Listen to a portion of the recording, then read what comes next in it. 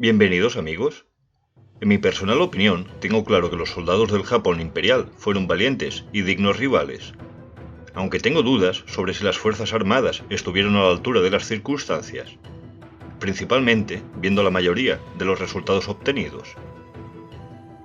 En este vídeo nos centraremos únicamente en los enfrentamientos de Japón contra Estados Unidos, viendo el resultado final de algunas de las principales batallas. Apenas analizar el resultado final de cada enfrentamiento tampoco es el mejor modo para llegar a una concienzuda conclusión, ya que sería necesario para ello analizar decenas de factores, aunque a grosso modo nos ayudará a tener una percepción si Japón acabó siendo, o no, un fuerte rival. Al final del vídeo aparecerá una encuesta sobre si Japón fue un buen rival, ya que creo que será interesante saber vuestras opiniones. Del mismo modo, podéis aportar vuestras opiniones en los comentarios.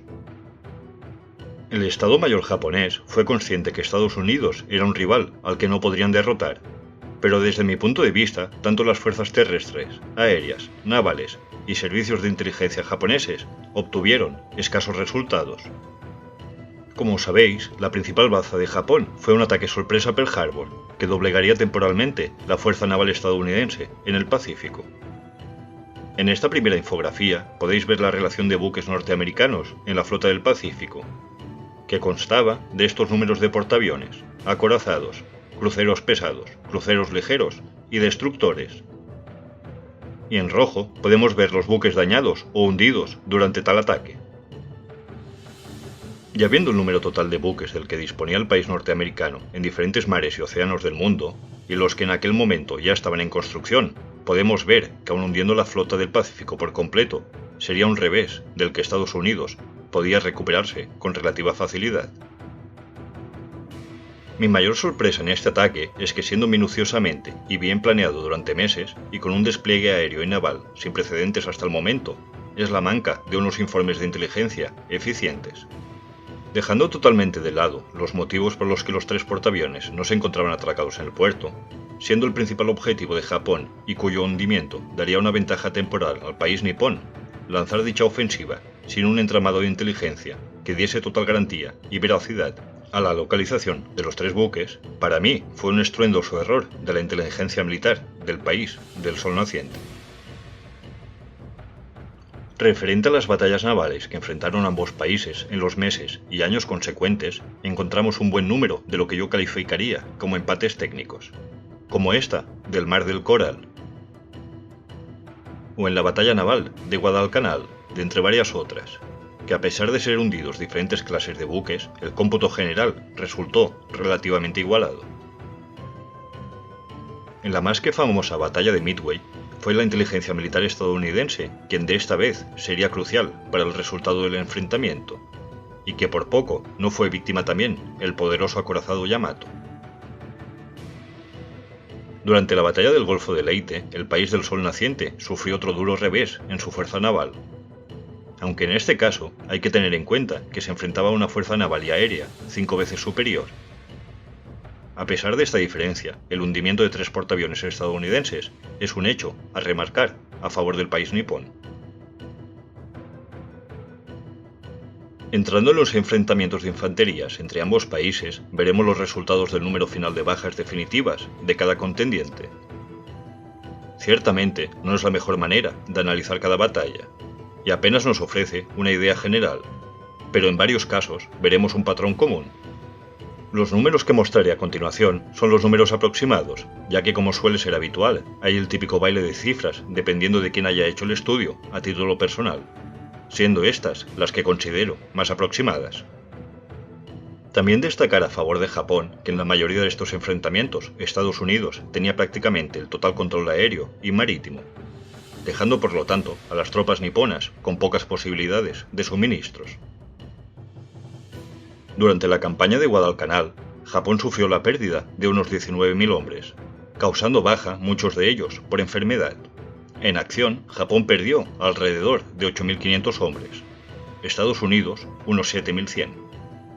Haciendo un pequeño paréntesis, y a fin de evitar el comentario fácil, como ya ha ocurrido en otros vídeos, de decir que las cifras de los historiadores son falsas o pertenecientes a algún tipo de propaganda, cuando los números no gustan a unos o a otros, decir que las cifras de historiadores japoneses en este caso se elevan a casi 23.000 bajas por parte del país nipón y a 6.800 de las tropas americanas, siendo la diferencia aún mayor.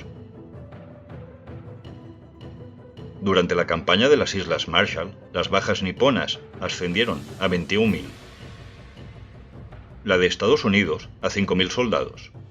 En esta batalla, los estadounidenses sufrieron alrededor de 6.000 heridos, aunque ante la imposibilidad de saber cuántos de ellos serían definitivamente baja, apenas los menciono, aunque empezamos a ver grandes diferencias de números como un factor común. En la batalla de Guam, Japón sufrió unas 18.000 bajas, Estados Unidos 1.700 y 6.000 heridos. La opinión que me gustaría trasladar es que a pesar de un control aéreo y marítimo del contingente americano y una falta de suministros de Japón, y aunque suele ser normal que el ejército perdedor tenga una mayor cifra de bajas en muchos casos que el vencedor, hasta hoy es estudiado en las escuelas militares que las tropas atacantes necesitan al menos ser el doble de las tropas que defienden una posición, dando por hecho que el número de bajas tenderá a ser elevado.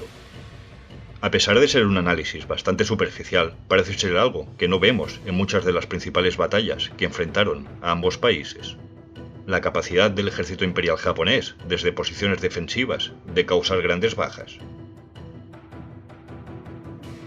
Durante la campaña de las Filipinas, Japón perdió más de 400.000 hombres, aunque se calcula que el 80% lo hizo por enfermedad.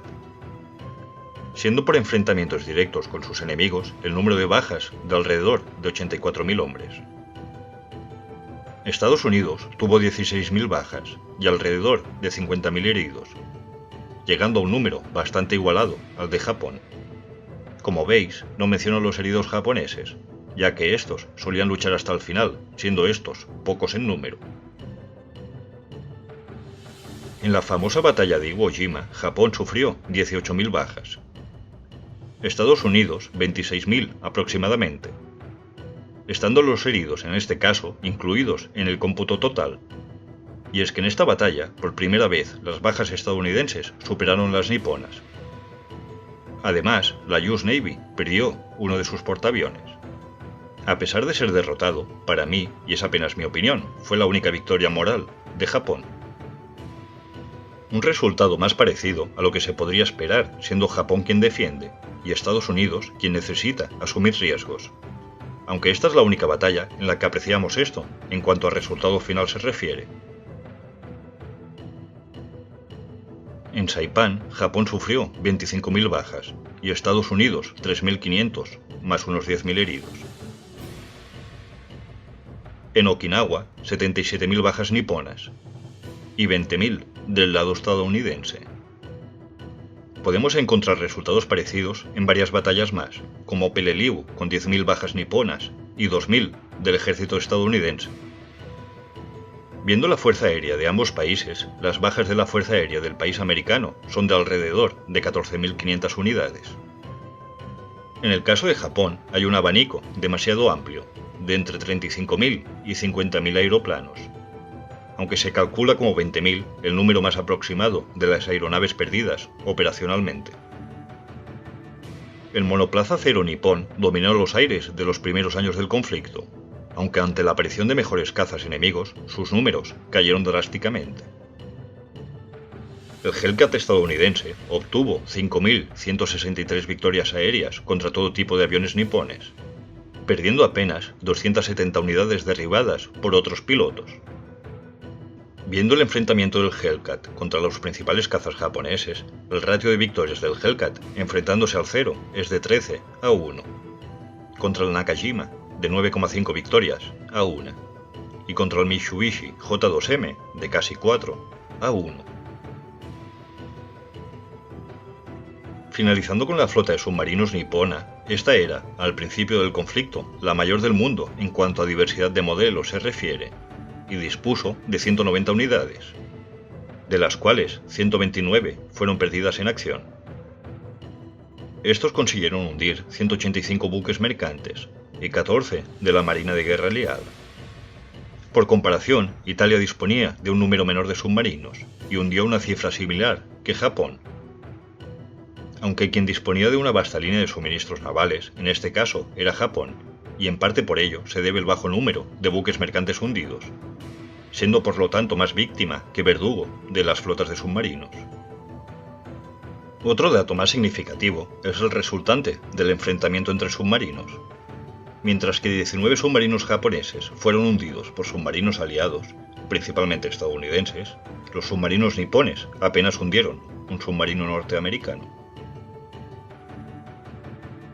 Como comentaba al inicio del vídeo, este análisis es muy superficial y probablemente poco justo, ya que para ello deberían ser analizados decenas de factores. Los soldados japoneses fueron arduos guerreros y dedicados, aunque eran conscientes que difícilmente podrían vencer a un rival mucho más poderoso. ¿Pero qué creéis vosotros? ¿Estuvieron las Fuerzas Armadas niponas, por tierra, mar y aire, y los servicios de inteligencia a la altura del conflicto? ¿Fue Japón un buen rival? Te invito a que dejes tu opinión en los comentarios, dale a like si te ha gustado el vídeo y hasta pronto.